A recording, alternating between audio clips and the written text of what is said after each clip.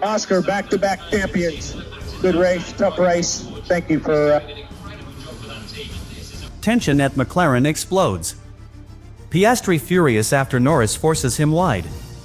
Team orders ignored, tempers flaring. And a radio silence that shook the paddock. There are moments in Formula One when silence speaks louder than anything a driver could ever say. For Oscar Piastri, that moment arrived not with a crash, not with a confrontation, but with a flick of a switch. When he disconnected his steering wheel radio after crossing the line, it wasn't an accident. It was intention. A small, deliberate act of protest that told the entire paddock exactly how he felt. Under the lights of Marina Bay, McLaren celebrated another strong finish, but behind the scenes, something inside the team had shifted. The sequence began innocently. Zak Brown, ever the public motivator, came over the team radio as both McLaren cars crossed the finish. His voice was steady, his tone full of pride. "Fantastic job, guys. Brilliant drive, both of you. Another great result for the team." Norris responded first, his reply clear and positive. But when Brown turned his attention to Piastri, "Oscar, great work, mate, that was a solid," the line went dead. The sound cut abruptly, replaced by static. Piastri had disconnected before the sentence could finish. The world didn't hear what came next, but they didn't need to. That 1-second silence was louder than applause. Inside the McLaren garage, reactions were mixed. The engineers looked at each other without words. They understood the symbolism. Cutting the radio after a race isn't about a malfunction. It's about disconnection, emotional, not electrical. For a driver who had spent the weekend feeling ignored, the act was more than frustration. It was control. Piastri could not change the team's decision, but he could decide who he listened to. In a world defined by communication, he had chosen silence as his only form of speech. Social media exploded within minutes. Clips of the radio feed, the static, the abrupt silence all went viral. Commentators called it a power move, a sign of arrogance, or the first crack in McLaren's armor.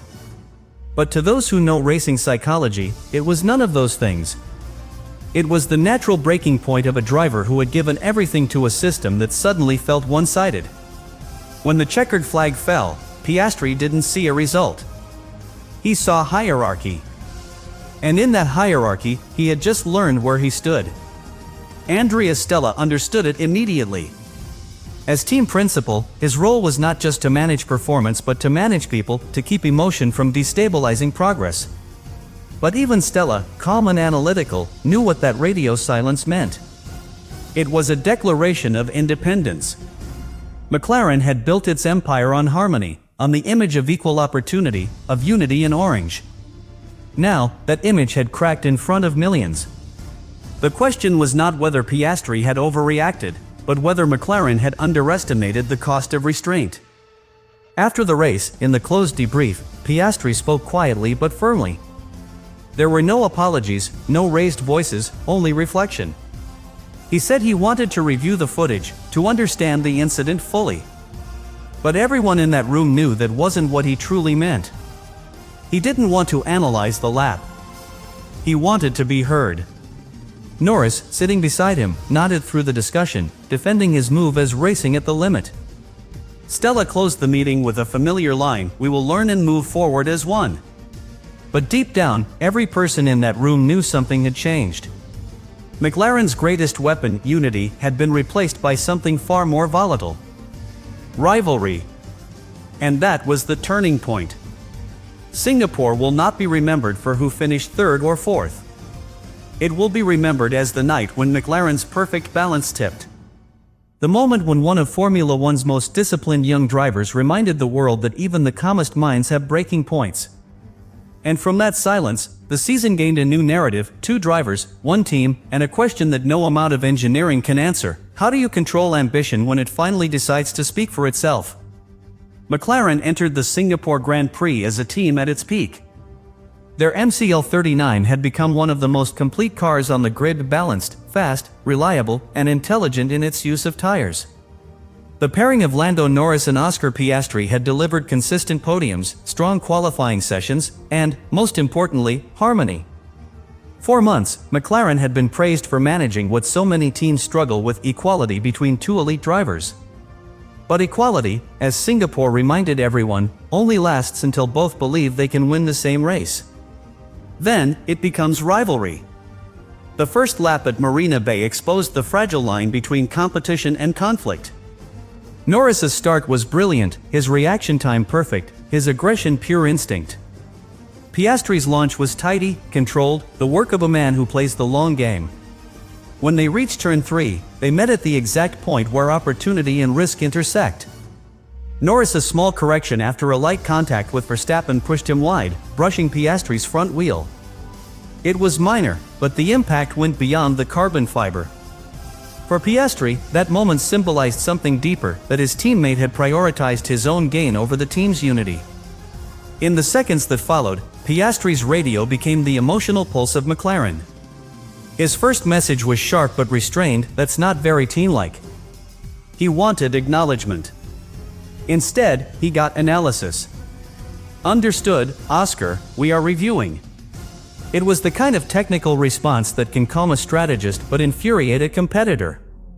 Then came the second message, angrier, heavier with disbelief. "Are we agreeing that Lando just pushed me off the road?" Silence again.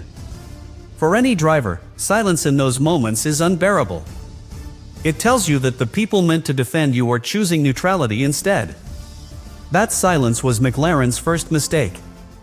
Teams love to call their drivers equal, but true equality demands communication, immediate, honest, and transparent. Instead, Piastri felt abandoned. As the laps unfolded, his focus wavered. His pace was strong, his precision intact, but the emotional connection to the pit wall had broken.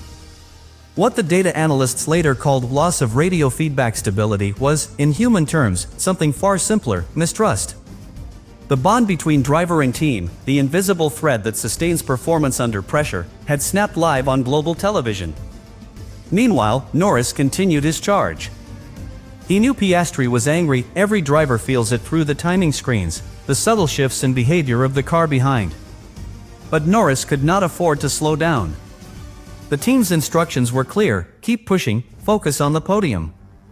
In his mind, the incident was over, a byproduct of tight racing and bad luck. To him, the contact was insignificant.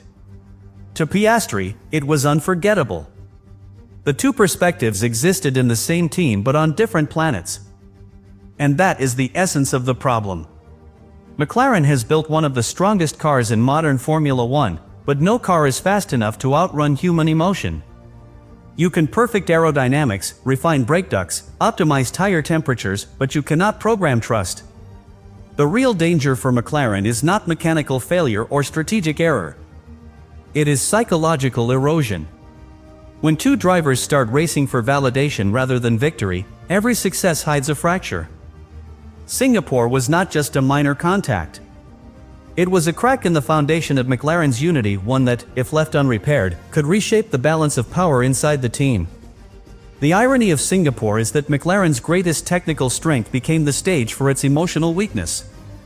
The MCL39 is a masterpiece of engineering precision, a car that generates immense downforce through aerodynamic efficiency while maintaining exceptional tire control in extreme conditions. On paper, it was perfect for Marina Bay. McLaren's engineers had fine-tuned the cooling systems, adjusted brake ventilation, and refined the energy recovery balance to withstand Singapore's brutal humidity. There was no upgrade, no new part, just a complete understanding of a car that had reached maturity. But what the team could not calculate was the volatility of two human minds competing inside that perfect machine. As the race unfolded, the contrast between Norris and Piastri was not mechanical but psychological. The telemetry later revealed that both cars were performing almost identically in terms of pace, grip, and energy deployment. Yet the data also exposed something engineers rarely admit publicly: emotion has fingerprints. Norris's throttle application remained fluid and confident, his braking consistent, his inputs sharp. Piastri's telemetry, by comparison, showed hesitation in key corners, small drops in throttle pressure, slightly earlier braking. These were not mechanical differences. They were human responses, a driver trying to channel frustration into control, and in the process, losing the harmony between man and machine that defines great racing. Inside the garage, the engineers could see it happening in real time. The communication loops told their own story. Norris's radio traffic was clean, procedural, efficient. Piastri's was clipped, reactive, and emotionally loaded. The team's technical director later admitted that Oscar's rhythm was disrupted after the incident, a carefully diplomatic phrase hiding a deeper truth: emotional disconnection costs performance. In Formula One, a driver's mind is as much a component as the chassis. When that mind loses trust, the data changes, the patterns shift, and lap time slips away. McLaren's structure depends on synchronization, two drivers pushing each other within fractions, two engineers adjusting strategies in harmony, one team functioning like a precision instrument. But after turn 3, that system fractured. The internal radio silence, the delay in communication, the discomfort in feedback, all of it created micro-errors that no computer could model. Piastri's tire temperatures rose higher than Norris's during the first stint, not because of car setup, but because of driving tension. Tiny oversteers, minor slides, extra steering corrections, all byproducts of a mind that had lost its calm equilibrium. And yet, from a technical standpoint, what McLaren achieved that night remains remarkable. The car absorbed 2 on-track touches, one with Verstappen and one between teammates, without structural damage. The cooling system kept brake temperatures stable across both cars in ambient heat exceeding 35 degrees. Their pit stops were flawless. Their energy deployment strategy was among the most efficient on the grid. McLaren's engineering excellence held firm under pressure. It was the human element that cracked. In the debrief that followed, the engineers reviewed the race data without emotion. They spoke in numbers, not names. Average lap time differentials, energy harvest patterns, degradation curves. But behind those numbers, everyone in the room knew what they had witnessed. The MCL39 had done its job. The technology had not failed. The systems had performed with precision. The only variable outside the algorithm, the one thing no simulator or data stream can predict, was emotion. And that is where McLaren, for all its brilliance, found its limit in Singapore.